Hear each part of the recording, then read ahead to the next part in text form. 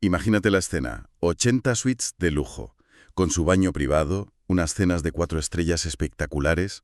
Ujú. El viaje de tu vida, vamos. Exacto, un servicio impecable y la promesa de contemplar, pues, los rincones más prístinos del planeta con una comodidad absoluta. Hablamos del MV Ondius, que es un imponente crucero polar operado por Ocean Wide Expeditions. Una maravilla de la ingeniería naval, la verdad. Totalmente. Y ahora pongamos en contraste esa imagen de opulencia, de champán y vistas a los glaciares con un asesino microscópico circulando por los conductos del aire acondicionado. Uf, se te ponen los pelos de punta solo de pensarlo. Es que es muy fuerte. Lo que estaba diseñado para ser una plácida travesía transatlántica desde Ushuaia, en Argentina, hasta las Islas Canarias, se ha convertido en una emergencia médica internacional sin precedentes. Tenemos 3 víctimas mortales, un reguero de pacientes críticos y, bueno, un barco al que literalmente nadie quiere dejar atracar. Ya, es que el contraste es aterrador. Se pasa de esa contemplación silenciosa de los glaciares que decías a un escenario de aislamiento total en alta mar. O sea, un buque diseñado para el confort se transforma de la noche a la mañana en un entorno hermético y potencialmente letal. Y todo esto rodeado por miles de kilómetros de océano abierto. Menudo panorama. Y a ver, la misión de este análisis a fondo de hoy no es simplemente hacer un recuento macabro de lo ocurrido, no. El objetivo es entender la anatomía de este brote. Vamos a cruzar la información de fuentes muy distintas.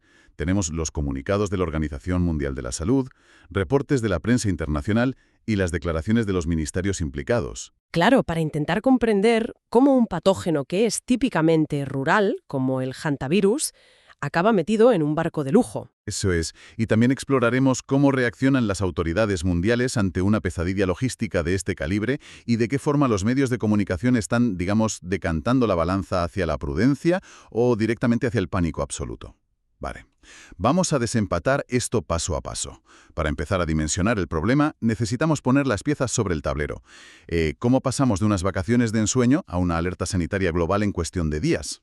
Pues, a ver, el origen temporal nos sitúa el 20 de marzo. Ese es el día en que el buque zarpa desde el puerto de Ushuaia, justo en el extremo sur de Argentina. La embarcación lleva a bordo a unas 170 personas en calidad de pasajeros y una tripulación de 70 miembros. Unas 240 personas en total, más o menos. Exacto. El inicio del viaje transcurre con total normalidad, pero la situación salta por los aires cuando el considerado paciente cero, que es un pasajero de 70 años y ciudadano de los Países Bajos, empieza a desarrollar unos síntomas inusualmente severos en plena navegación. Y claro, entiendo que en medio del océano no hay muchas opciones médicas, ¿no? ¿Qué ocurre con este primer paciente? Pues, por desgracia, fallece a bordo. La gravedad es tal y la evolución tan sumamente rápida que no hay margen de maniobra. La ruta del buque obliga a las autoridades marítimas a autorizar que se deje su cuerpo en la isla de Santa Elena, que es un minúsculo territorio británico en medio del Atlántico Sur. Madre mía, dejar el cuerpo en una isla remota. Ya es una locura. Pero el problema no se queda ahí. Su esposa, de 69 años, también empieza a mostrar síntomas graves. A ella sí logran evacuarla de urgencia, pero la historia se repite y muere poco después en un hospital de Johannesburgo, en Sudáfrica. O sea, 2 fallecimientos casi consecutivos de 2 ciudadanos de los Países Bajos. ¿El barco se detiene en ese momento o qué hacen? ¿Qué va? El barco sigue su curso, pero imagínate el ambiente de máxima tensión a bordo. Y luego hay un tercer fallecido. Uf. Sí, las fuentes de la investigación indican que el cuerpo de esta tercera víctima seguiría a bordo del propio buque en este momento, en una cámara frigorífica. Claro, lo cual complica enormemente todos los protocolos de la tripulación. Y permanece ingresado en estado crítico en Sudáfrica. Y ahora mismo hay otros 2 pasajeros con síntomas compatibles confinados en sus camarotes. Todo esto mientras el crucero permanece fondeado frente al puerto de Praia, en Cabo Verde, esperando un rescate seguro. Es que de verdad, es la premisa perfecta de una novela de misterio a puerta cerrada, al estilo de Agatha Christie. Pero el asesino es microscópico. Tenemos un escenario delimitado de metal flotando en el agua, con las fronteras cerradas a cal y canto. Y aquí es donde la ciencia, digamos, no termina de encajar con el sentido común para quienes nos escuchan, porque el hantavirus no es un patógeno que uno asocie con el champán y los cruceros, ¿verdad? No, en absoluto. O sea, el hantavirus es una infección viral aguda, cuyo reservorio natural está en los roedores silvestres. En Sudamérica, y particularmente en Argentina, el huésped principal es el ratón colilargo. El virus se aloja en el animal sin matarlo y este lo excreta constantemente a través de su saliva, su orina y sus heces. La vía de infección clásica, la que sale en todos los manuales de epidemiología, requiere inhalar polvo contaminado. Claro, el escenario típico es alguien que entra a limpiar, yo qué sé, un granero abandonado o una cabaña en el bosque que lleva meses cerrada. Al barrer, se levanta polvo con restos microscópicos de excrementos secos de ratón. Lo respira y se contagia. Pero frena un momento. Aquí es donde se pone realmente interesante porque, a ver si lo entiendo, estamos hablando de un virus que se respira en el polvo de cabañas o por excrementos. ¿Significa esto que había roedores infectados paseándose por los conductos de un crucero de 4 estrellas? ¿O estamos ante el aterrador y rarísimo escenario de un contagio de humano a humano respirando el mismo aire en el barco? Bueno, esa es justo la gran incógnita que tiene a la Organización Mundial de la Salud trabajando a contrarreloj ahora mismo. Oficialmente, la transmisión de hantavirus entre humanos se considera un evento sumamente inusual. Pero hay un factor geográfico decisivo aquí. ¿Cuál? Pues que en Argentina circula una variante genética muy específica del patógeno conocida como el virus Andes. Y esta variante es tristemente famosa en la literatura médica porque sí ha demostrado tener la capacidad biológica de transmitirse de persona a persona a través de secreciones respiratorias y contacto estrecho. Lo fascinante aquí es cómo un entorno supuestamente controlado puede amplificar este riesgo. Espera.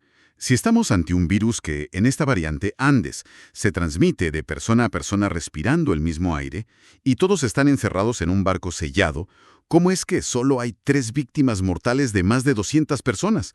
O sea, ¿no debería estar medio buque en cuidados intensivos a estas alturas? Es una deducción lógica, claro. Pero la epidemiología de este virus tiene sus matices. Primero, el hantavirus, incluso en la variante Andes, no tiene el ritmo de contagio explosivo de un sarampión o de la gripe. Requiere una carga viral alta y un contacto bastante prolongado y estrecho.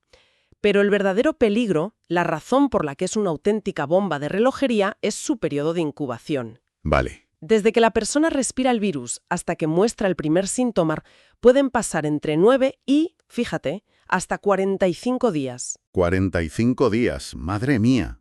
Es decir, que alguien podría haberse infectado en Ushuaia, sentirse perfectamente bien durante toda la travesía, estar jugando a las cartas en el salón principal y colapsar semanas después. Pero, ¿cómo destruye el virus el cuerpo tan rápido una vez que da la cara? Porque en los informes oficiales se habla de alteraciones hemodinámicas y edema pulmonar. Pero en lenguaje de andar por casa, ¿qué hace exactamente el patógeno en el organismo? Pues la mecánica del virus es devastadora. Cuando el hantavirus entra en el cuerpo, primero hay una fase febril inespecífica que parece una gripe fuerte, con dolor muscular, dolor de cabeza, náuseas. Luego viene una fase de afección abdominal y renal, pero su objetivo final y principal son las células endoteliales. Estas son las células que recubren el interior de todos nuestros vasos sanguíneos. Vale. Para que nos hagamos una idea, como si fueran el revestimiento interior de las tuberías del cuerpo. Justo eso. Y el virus altera la permeabilidad de esas células. Literalmente convierte el sistema circulatorio en una red de tuberías oxidadas llenas de agujeros microscópicos. El plasma de la sangre empieza a filtrarse hacia los tejidos circundantes. ¡Qué barbaridad! Y cuando esa filtración masiva ocurre en los pulmones, entramos en el síndrome cardiopulmonar. El espacio que debería estar lleno de aire para intercambiar oxígeno se inunda de líquido. Eso es el edema pulmonar. El paciente básicamente se ahoga desde dentro. Y al mismo tiempo, como todo ese líquido se está escapando del torrente sanguíneo, la presión arterial se desploma bruscamente, provocando un shock cardiogénico. Claro, eso suena a que el paciente requiere intubación y soporte vital inmediato. Y nada de eso abunda en la pequeña enfermería de un crucero, lo que me lleva a pensar en el entorno del propio buque. O sea, las autoridades sanitarias son súper estrictas con la prevención del hantavirus. Te dicen que ventiles los espacios cerrados abriendo puertas y ventanas durante 30 minutos antes de entrar, que uses guantes de caucho, que limpies con lejía y sobre todo insisten mucho en que jamás se utilicen aspiradoras en zonas sospechosas, porque eso levantaría el polvo contaminado y lo esparciría en el aire. Exactamente. Pero a ver, ¿cómo se aplica esto en el MV Ondius? Estamos hablando de un crucero polar. Para mantener una temperatura agradable en el Atlántico Sur, reciclas el aire, las ventanas de las suites no se pueden abrir, están selladas, y el personal de limpieza, me imagino, pasa la aspiradora por las enormes moquetas de los pasillos todos los santos días. Claro, es que es una colisión frontal entre el protocolo médico y la infraestructura del barco. Si el brote se originó, pongamos, por caso, por mercancía contaminada o un roedor en la zona de carga, el simple uso de las rutinas de limpieza estándar o los sistemas de climatización podrían haber actuado como dispersores masivos del agente patógeno. Un sistema de aire acondicionado que recircula el aire para conservar el calor actúa como un túnel de viento en circuito cerrado. Ya veo. Y si los análisis de laboratorio confirman que se trata de la variante Andes y hay transmisión interpersonal, ese mismo ambiente cerrado y climatizado favorece muchísimo el cruce de secreciones respiratorias entre los pasajeros. Por tanto, si alguien entra en esa fase crítica de edema pulmonar y caída de la presión arterial, necesita desesperadamente una unidad de cuidados intensivos de alto nivel, no una camilla de barco. Y eso nos lleva a un escenario geopolítico fascinante, la verdad, porque si estas personas necesitan hospitales de primer nivel de forma tan urgente, ¿por qué narices el barco lleva días flotando frente a la posta de Cabo Verde en África? ¿Por qué simplemente no atracan en el puerto más cercano y bajan a los enfermos? Pues porque en el derecho marítimo internacional, un barco con una emergencia infecciosa a bordo se convierte rápidamente en un paria.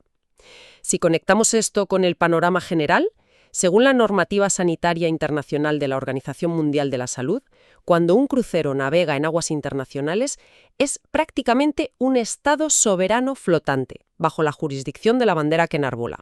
Vale. Pero en cuanto intenta acercarse a la costa para pedir ayuda médica, choca de lleno con la soberanía del país ribereño, cuyo deber principal es proteger la salud pública de sus propios ciudadanos. Entonces, ¿qué significa todo esto? Básicamente que el barco se convierte en una patata caliente flotante que ningún país quiere recoger. Tal cual, una patata caliente. Porque aceptar un barco con un brote activo de una enfermedad tan letal implica un riesgo biológico colosal. Significa exponer al personal portuario, usar ambulancias especiales de alto aislamiento, bloquear camas de UCI que son escasas e invertir recursos inmensos.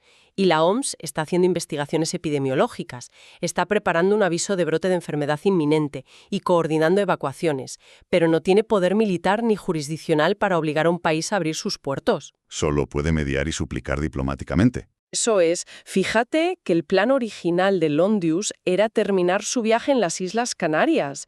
Sin embargo, los registros de las autoridades portuarias de Santa Cruz de Tenerife y Las Palmas de Gran Canaria, para la semana del 4 al 10 de mayo, muestran que el barco simplemente ha desaparecido del calendario. ¡Wow! ¿Sí?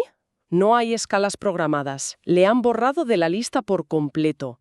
O sea, han cerrado las puertas de forma preventiva. Y si miramos al lugar donde empezó todo, la reacción también tiene mucha tela política. El barco zarpó de Ushuaia, en la provincia argentina de Tierra del Fuego. Pues bien, en el momento en que la noticia saltó a la prensa internacional, el Ministerio de Salud local emitió un comunicado lavándose las manos a una velocidad récord. Ya, no tardaron nada. Nada.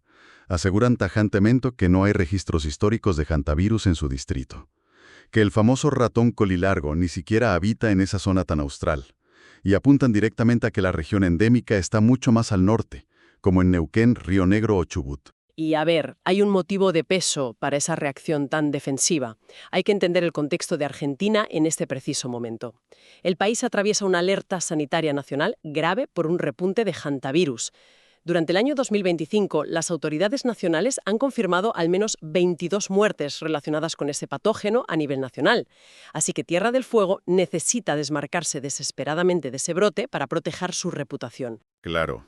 Aquí entra en juego la supervivencia económica, ¿no?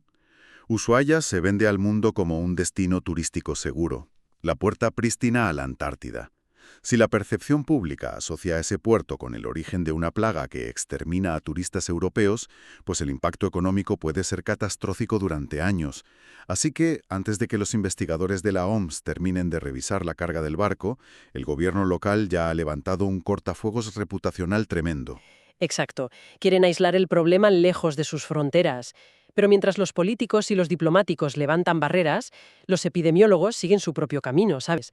A nivel científico, los comunicados políticos no tienen peso. La OMS rastreará cada movimiento, qué comida subió a bordo en Ushuaia, qué contenedores se cargaron y qué actividades realizaron los pasajeros en los días previos a embarcar. Todo cuenta. A confirmar definitivamente si es la temida variante Andes y arrojar luz sobre cómo narices se coló a bordo. Lo cual nos lleva al último eslabón de esta cadena, que es la información. Porque mientras los laboratorios secuencian el virus y la OMS negocia con los ministerios de Sanidad en los despachos, el gran público asiste a todo este drama a través de las pantallas. Y analizando las fuentes que tenemos, el contraste en la cobertura periodística es brutal. Dice mucho de nuestra dieta informativa.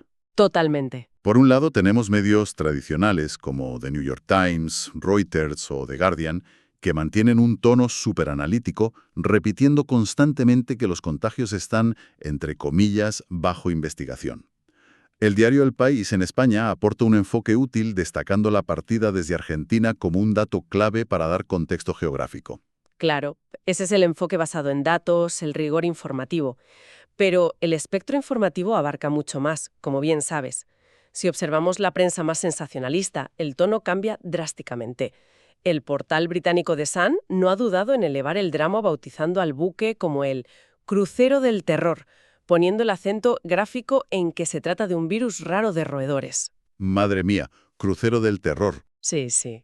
Y al otro lado del charco, canales de información continua como CNN o ABC de Paraguay han optado por el seguimiento minuto a minuto en cuanto se confirmó el tercer fallecido, utilizando alertas visuales y un tono de urgencia constante. Es como ver una película de catástrofes.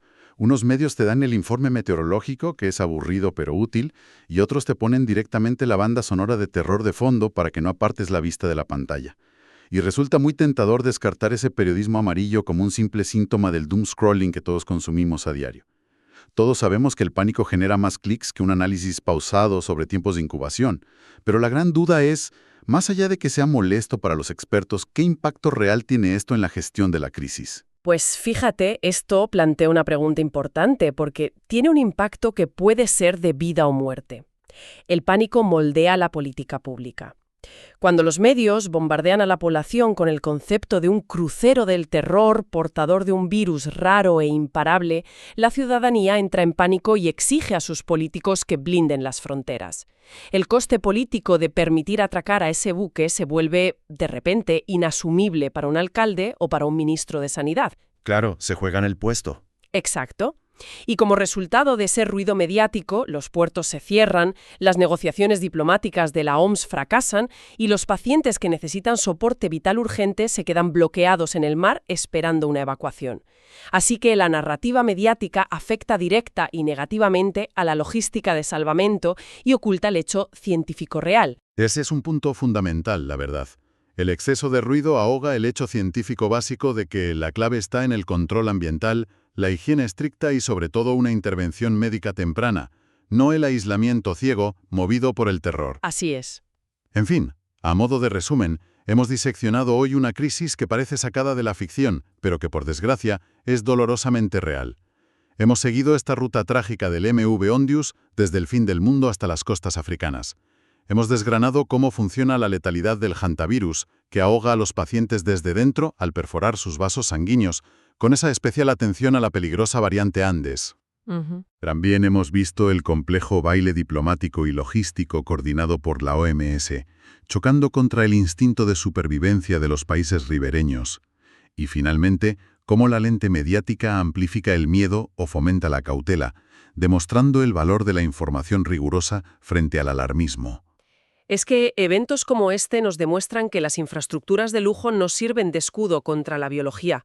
Solo la ciencia, la transparencia y la diplomacia sanitaria pueden aportar soluciones cuando el tiempo juega en tu contra. Totalmente de acuerdo. Y para cerrar el análisis de hoy, dejemos una idea flotando para quienes nos escuchan. A lo largo del último siglo, el ser humano ha desarrollado una obsesión tremenda por conquistar los rincones más salvajes y remotos del planeta. Lo hacemos encerrados en burbujas de lujo perfectamente climatizadas, con sábanas de hilo, cenas gourmet y una falsa sensación de invulnerabilidad. Ya, Nos creemos intocables. Exacto. Pero un suceso tan microscópico como este nos obliga a reflexionar. Al adentrarnos en estos territorios salvajes y llevar nuestros hoteles flotantes, de acero hasta los verdaderos confines del mundo, ¿estamos realmente domesticando la naturaleza? ¿O simplemente nos estamos exponiendo a ciegas a antiguos patógenos contra los cuales nuestra riqueza y nuestra tecnología de 4 estrellas no ofrecen absolutamente ninguna protección? Ahí queda para la reflexión.